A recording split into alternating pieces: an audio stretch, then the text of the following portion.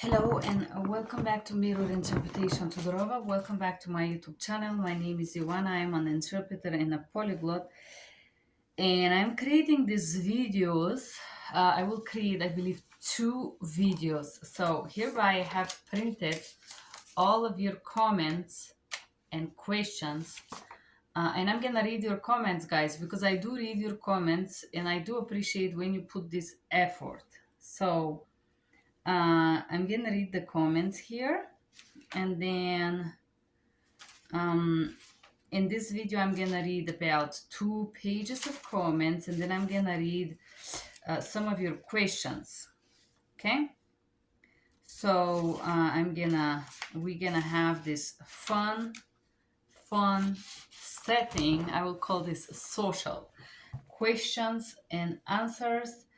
That would be probably the last videos of 2024 you guys gonna see.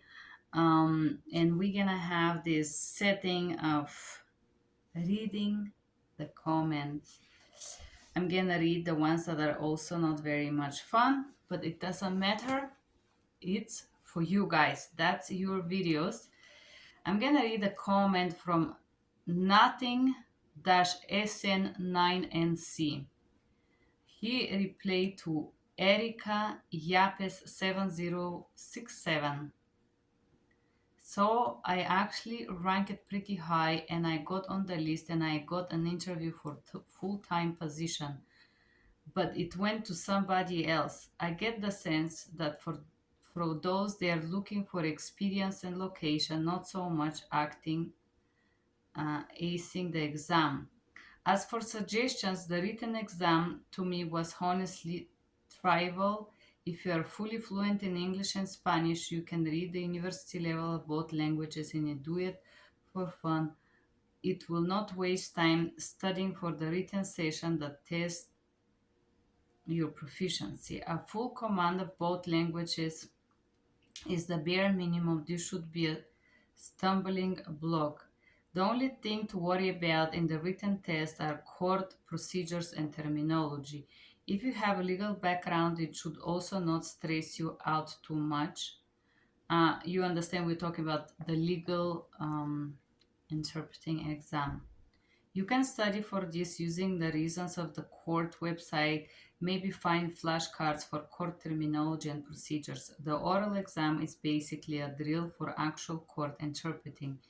You do not want the oral exam to be your first time actually interpreting and following forms such as consecutive, simultaneous, and so on. There are courses you can buy that will give you the whole bunch of difficult court proceedings for you to practice interpreting with. You can also find a lot on actual court proceedings on YouTube scenes. Many are done remotely through Zoom. They often get recorded and uploaded.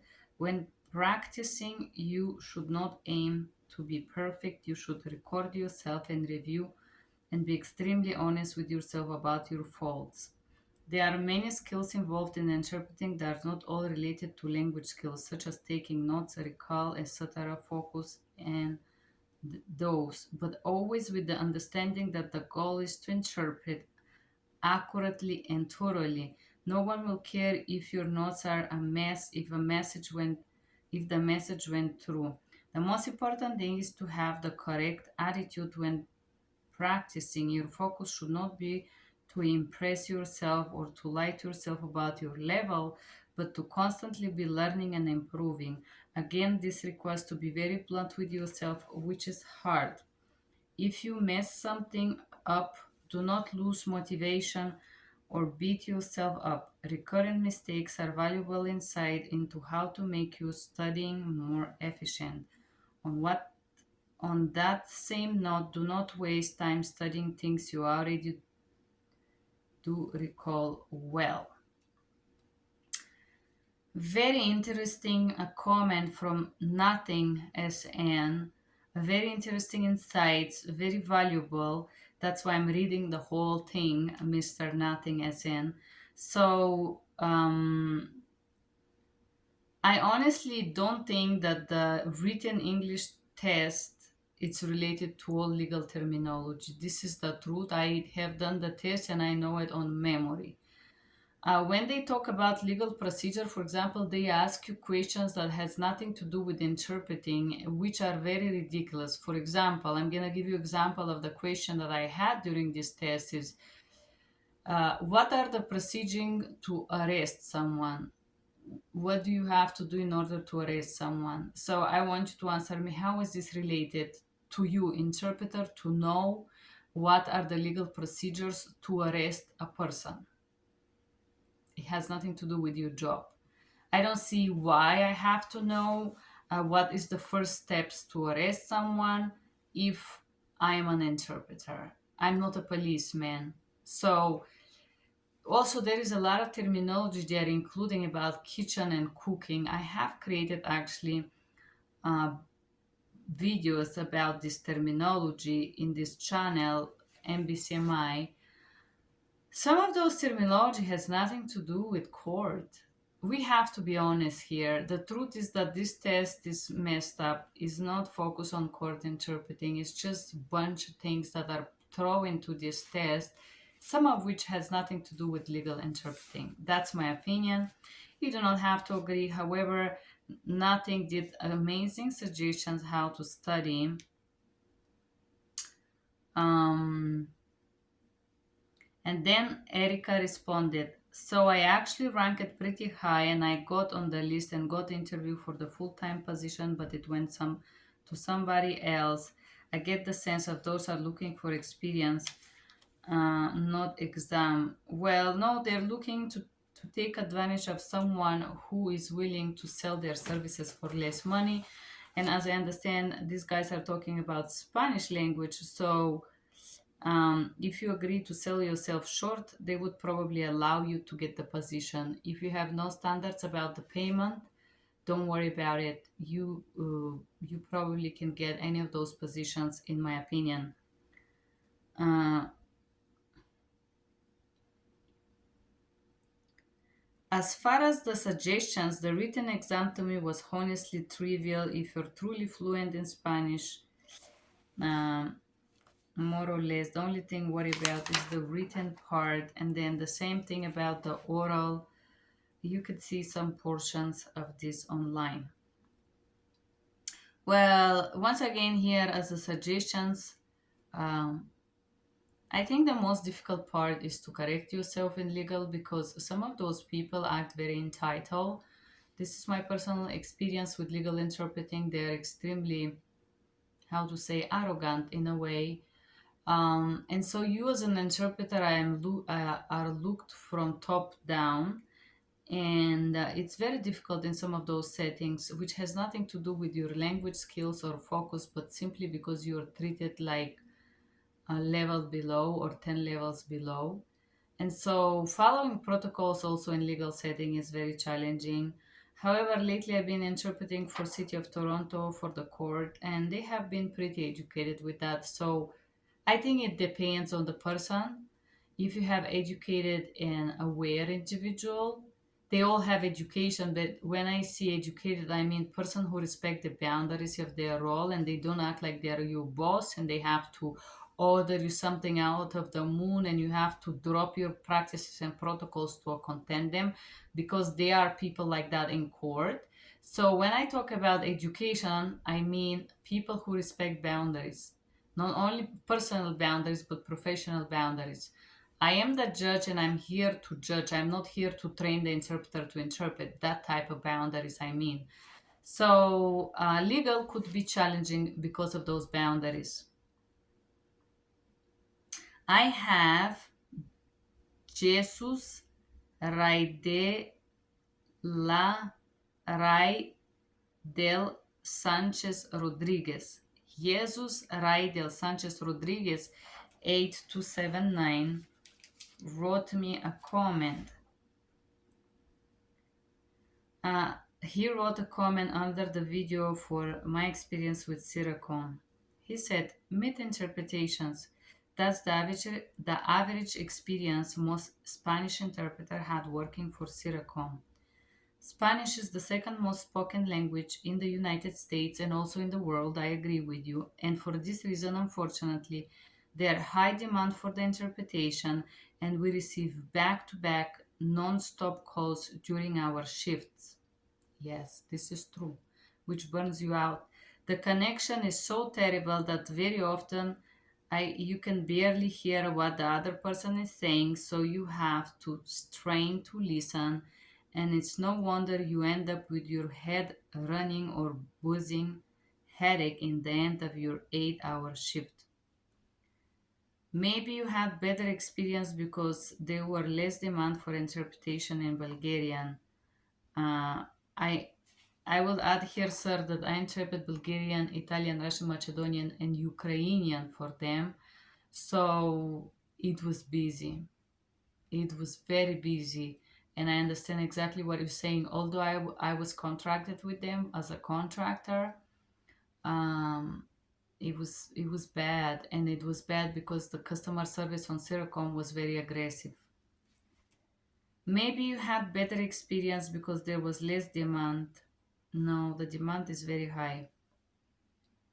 I honestly believe that I was going to end up with brain aneurysm if I continued working under those conditions. I think the worst part about working for this organization is the burnout. So you have the aggression from the English speakers that provide services for Siracom because I think they don't have education on how to use the interpreters. And then you have a very aggressive call center. People that work in the call center for Siracom are horrible, in my opinion. I was treated horribly, which add additional stress. Um, and yeah, it was horrible. Not to mention the toxic practices as supervisor, aggressive, threatening, and abusive. I agree with you. Uh, on one occasion, I forgot to sign out of my computer. I went to the restroom, and when I returned, my desktop screen have been flipped upside down. Yes, the supervisor started to scold me in front of other colleagues, and it wouldn't have it. I wouldn't have it. I stopped her in mid sentence right away.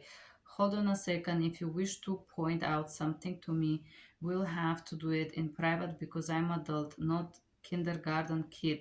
And flipping my desktop screen was quite pathetic, by the way. And the pay is terrible. At least in Tampa, Florida, they have been hiring $15 per hour since 2018. They also, I see a Sirocom ads offering $11 an hour. If you don't love yourself and you sign this, you're gonna hate yourself even more in the end of that. Yeah, abusive, humiliation, denigratory, aggressive, attacking. I have seen all of that, and it's horrible. And I'm so sorry you've been going through this, Jesus. I hope you already were able to find something else or work for another company, although I know it's very hard. I have a request here from. So thank you for your comment, Jesus, and thank you for sharing this experience. As you guys understand, Siracom has not approved. This comment was a few months ago. Um, it's it's sad. It's sad that this company doesn't care much because if you have a mentally healthy managers and supervisors, this can really make your work better. Like these people do billions. I calculate how much money Siricom did from me in a year, and based on the call volume and based on the contracts that they have stipulated for these languages, they did 500,000 from me in a year, and I provide services for them for several years. So, um, if you guys did 500,000 out of my services, why my total yearly pay was 20,000 a year? It's my question. Um, yeah, it's horrible. It's horrible. Mm, Fasil77 talk about Amharic language, and I wish I knew someone who speak this language because it would be very interesting to interview someone or work with them do some videos in different languages. So if you want to volunteer to do medical terminology with me, you can send me your resume below. If you are passionate about YouTube and if you want to provide bilingual videos with me, that would be interesting. Uh, do fair Chong Clauvis 255. May you please do interpreting practice auto insurance? I mean, how to report incident when it's happening. Oh, I do have one of those practices, do fair, in my consecutive interpreting practices. I do quite of those calls, I would be honest with you. Reports on incidents and reports um, to the insurance companies. I would put this as next year goal, because the year is over now. And then we have Fasil talking about this is the real language. If you have a CCHI or PTJ or any certification, I will recommend you asking $40 per hour. If you have no certification or little experience, $30 to $35. It's a reasonable price. I agree with you. Fasil 777. I think that no certification, no education, $30 an hour is a reasonable price, having in mind that you're gonna pay taxes out of this money. So now we're gonna read some questions.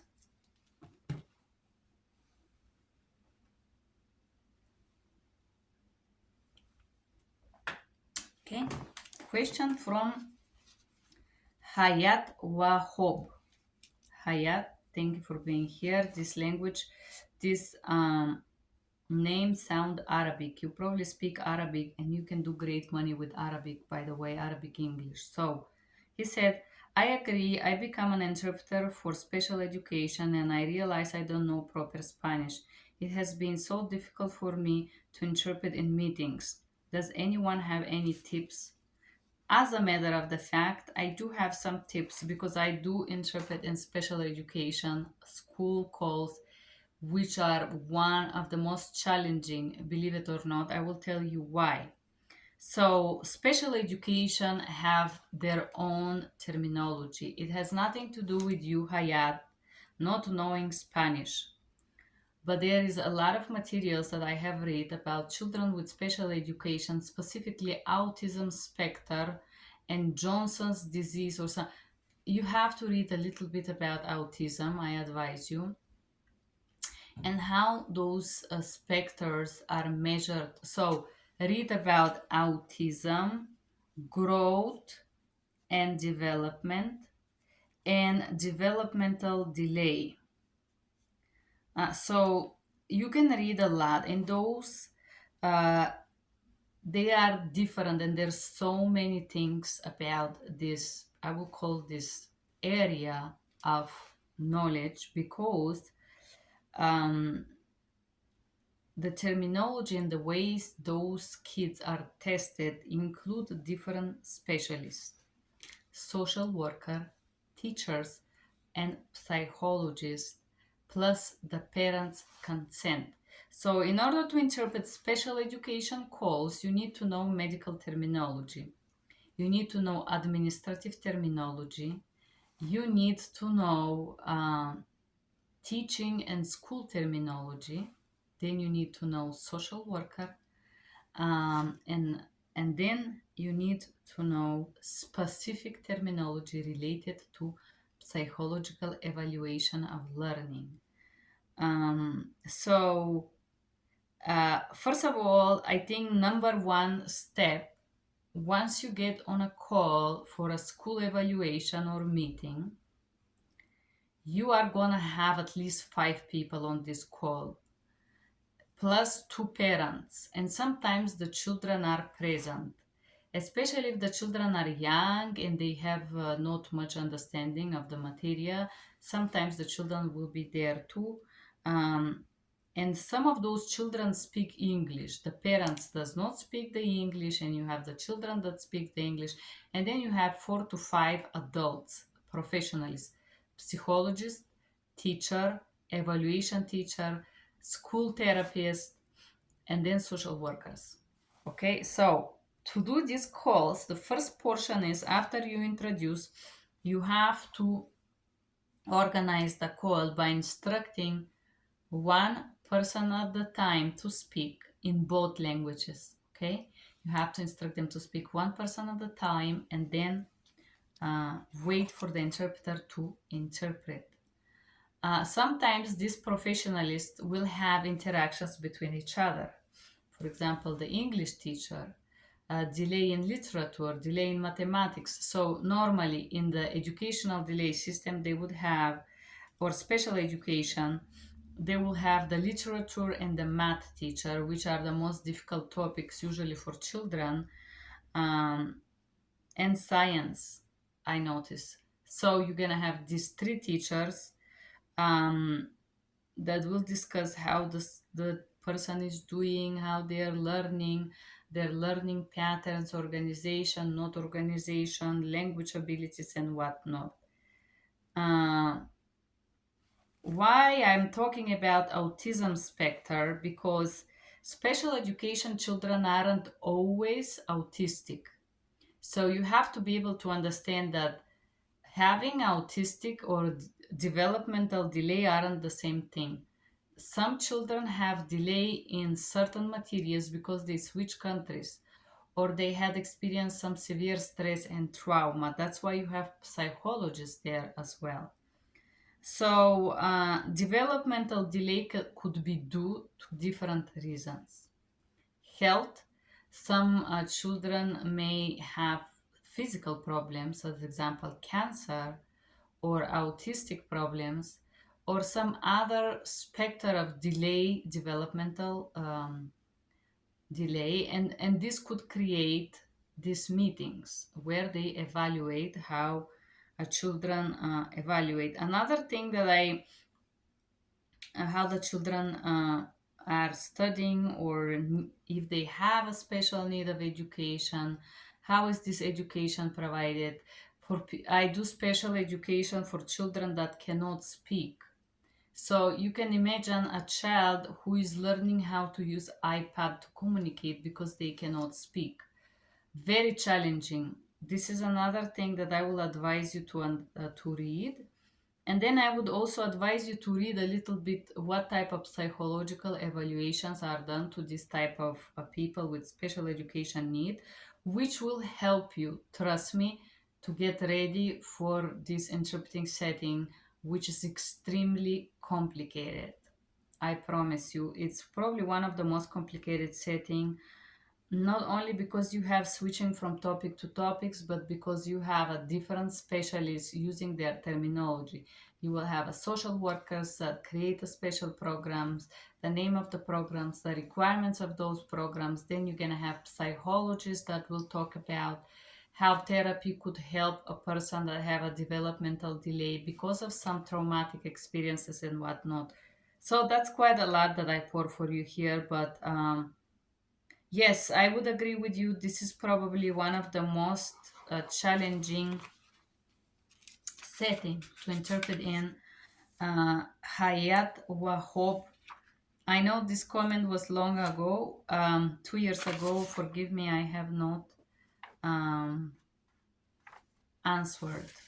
And here I have someone else responding to Hayat. Let's see. This is Lolita 7561. It says, "Hi Hayat, that's something I would love to do as well. Are you interested interpreting for students in their classes or IEP meetings? English as a second language as well. It's another settings where I interpret for students who move from another country escaping the war right now.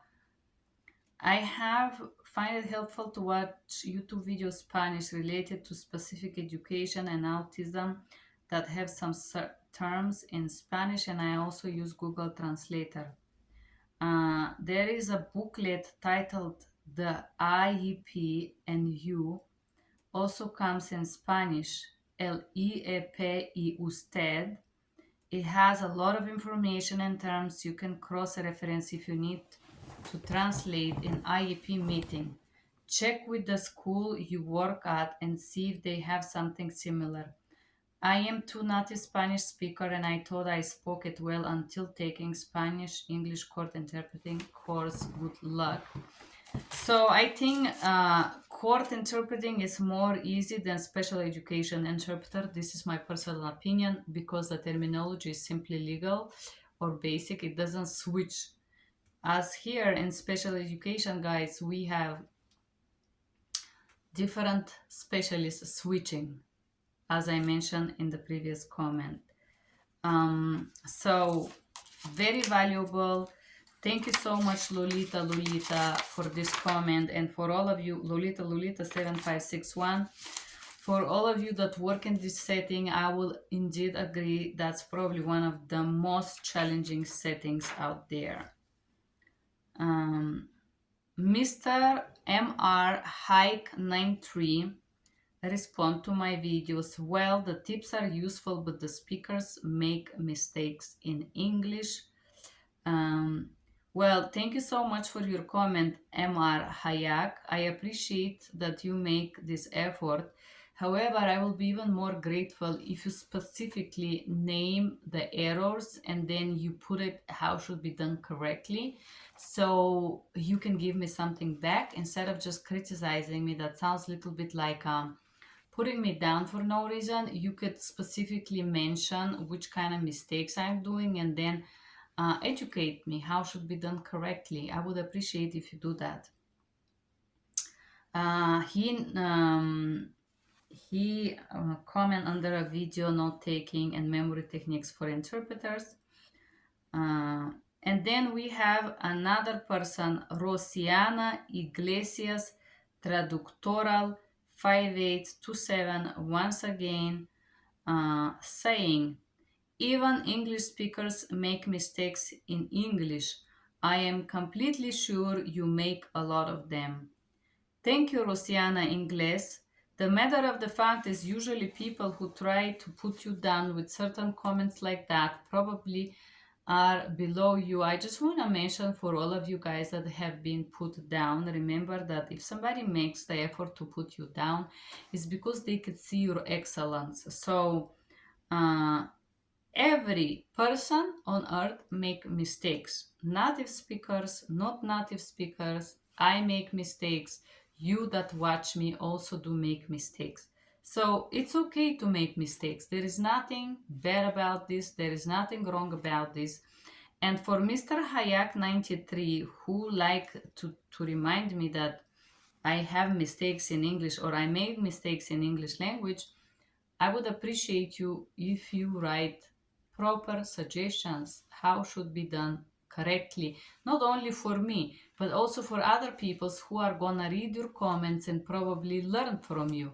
Instead of looking like a little nagger person, you can be useful and inspirational for me and for every single person who is gonna read your comment. That's what I'm gonna say here. And I will say, thank you, Rosiana Iglesias Traductoral 5827. It's very beautiful that you're so truthful and authentic. Gracias, muchas, Rosiana. Eres maravillosa. The truth is, we all make mistakes. And the moment that we accept that fact is the moment that we start to learn and grow from this. As long as we act like we're some goddess entitled to judge others and put them down, isn't much growing on happening with us. We are stuck somewhere in our head. So I appreciate that. Let's move on to Melonra 92862. Thank you so much for the resourceful information. Do you use any textbooks or mock tests which over the similar question of the actual test? I'm not so sure if Melonra meant medical tests. Yes, in medical tests, I use certain things that I created myself,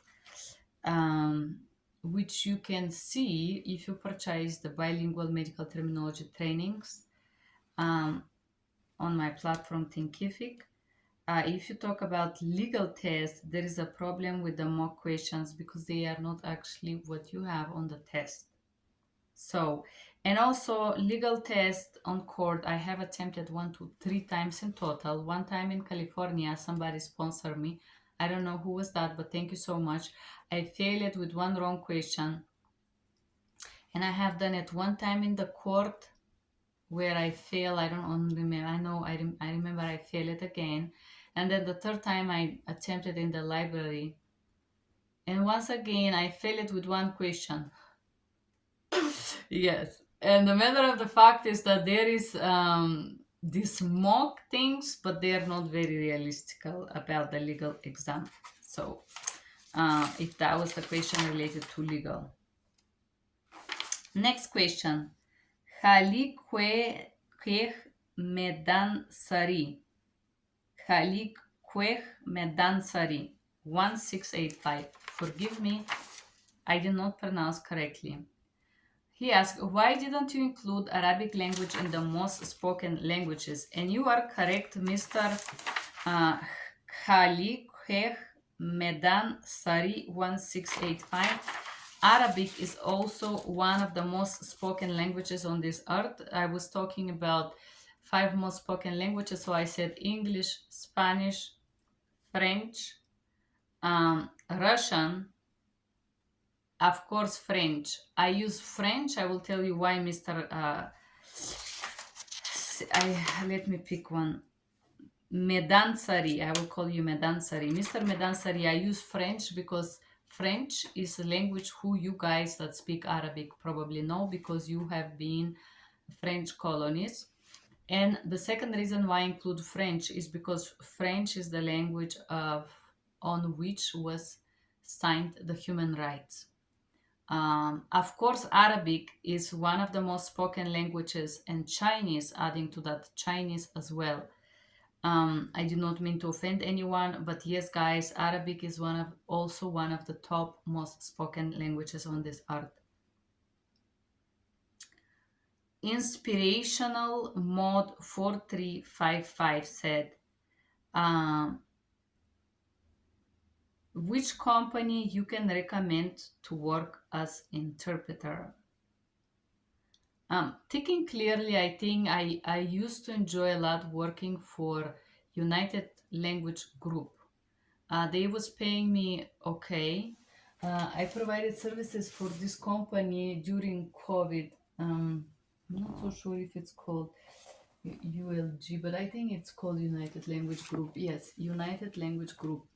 And the reason that I enjoy working for United Language Group was because back then when they just they just started, and they were paying me decent money. I was contracted for Bulgarian, and I worked for COVID line, and I worked for their client in United Kingdom. So I worked for London, their police and COVID line.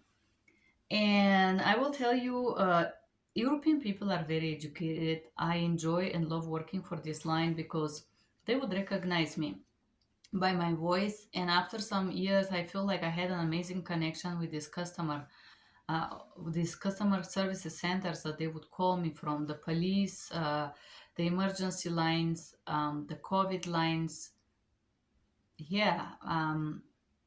But then United Language Group become greedy, and they wanted to make me provide services for $18 an hour instead of like 35. It was not even insanely a lot of money that they were paying me, by the way, $35 an hour.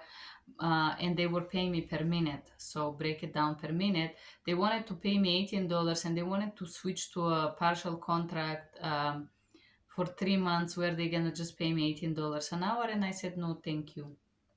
And this is where our relationship ended. Another company that I think is not bad, it's called Telelanguage. I did provide services for them few months, but they were late with money. They had somebody pretty rude at the payment department who basically tell me to F off because I requested my money, and this is when he disconnect the contract. Out of that, I have not had bad experience with this company. Uh, Transperfect has problem with payments and they're harassing you horribly. So I do not recommend. Sirocom is toxic. If you want to learn, you will learn a lot, but I don't know if you're going to be mentally sane after that. So that's what I could say. Um, yeah. And then let's talk about my Russian language. Ну, сейчас я буду говорить по-русски, ребята, потому что Беу Ed 3HG написал меня. Когда я слышу ваш акцент, я предполагаю, что вы украинская. Несмотря на это, красивый акцент у вас. Вы очень хорошо сделали. Я благодарю вам, Беу. Да, я знаю, что когда я разговариваю по-английски и по-русски, простите, по-русски язык, на русском языке. Ой, извините, пожалуйста, у меня с падежами все так. А когда я разговариваю, я учила русский в университет, поэтому мой русский язык на высшей академической уровне. Не потому, что я не делаю ошибок с падеж, а потому, что я учила язык от аристократский человек. Моя профессорица, она была в Санкт-Петербурге, и, скажем так, мой разговорный русский, он очень академический.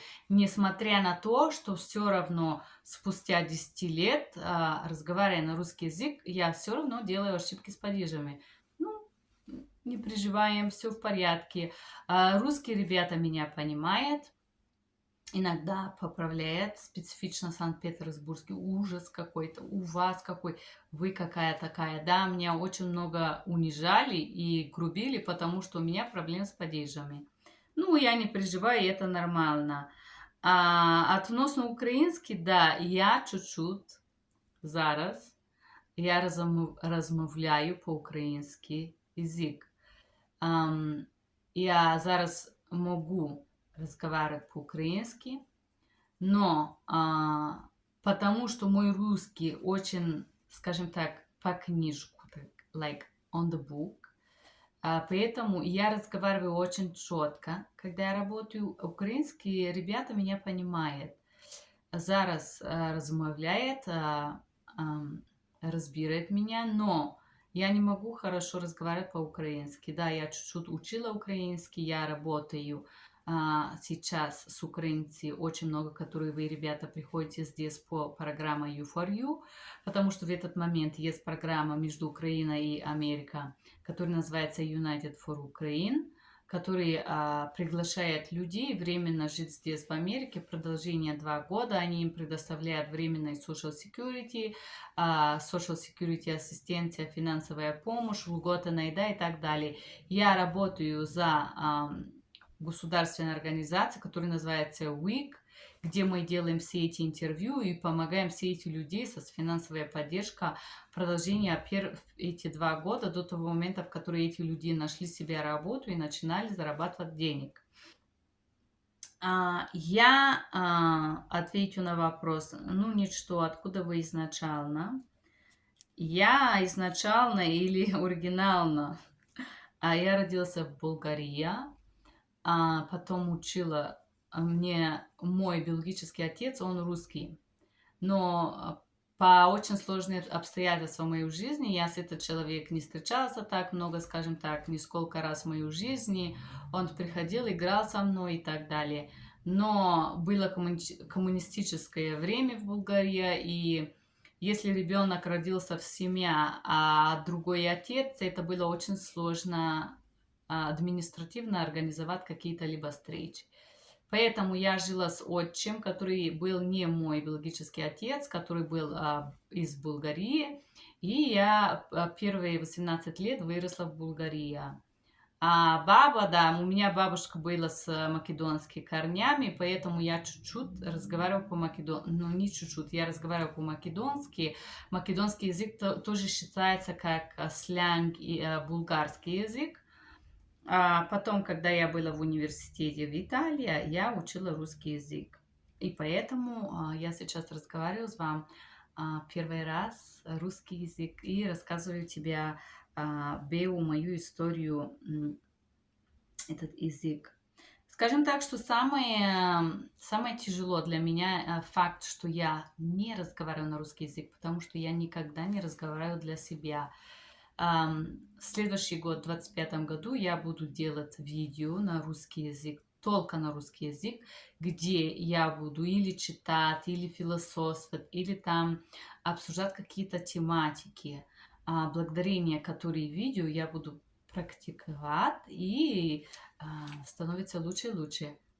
Ну, я надеюсь, я ответила ваш вопрос. Спасибо вам большое для вашей поддержка, ваш красивый русский комментарий на мой канал. Мне очень приятно. Благодарю, дякую. Если вы украинский, дякую зараз. И тоже поздравляю вас с праздниками. Okay, last question for this video. Do you have a video for bilingual test for nurses? Norma Amaya 9363. Norma Amaya, do you have videos for bilingual test for nurses? I am a nurse, applied to a job that I had a bilingual test in the interview. Norma, puedo imaginar que eres latina dal tuo nome. I do not have specifically tests for nurses, but I have bilingual terminology, medical Spanish, English, and also bilingual medical terminology trainings that you could purchase on my link below that are in Spanish and English. Yes, some nurses are required to speak additional language, and I imagine this is Spanish for you because in some clinics, if you are especially in Texas or in the border with Mexico, they do not speak any English. That's why it's required to have additional language skills. And that was my first video, questions and answer, guys. Thank you for being here. I appreciate all your comments, the critics, the good, the bad, and the ugly. I appreciate for you giving me your suggestions. And thank you for being here. Bye-bye.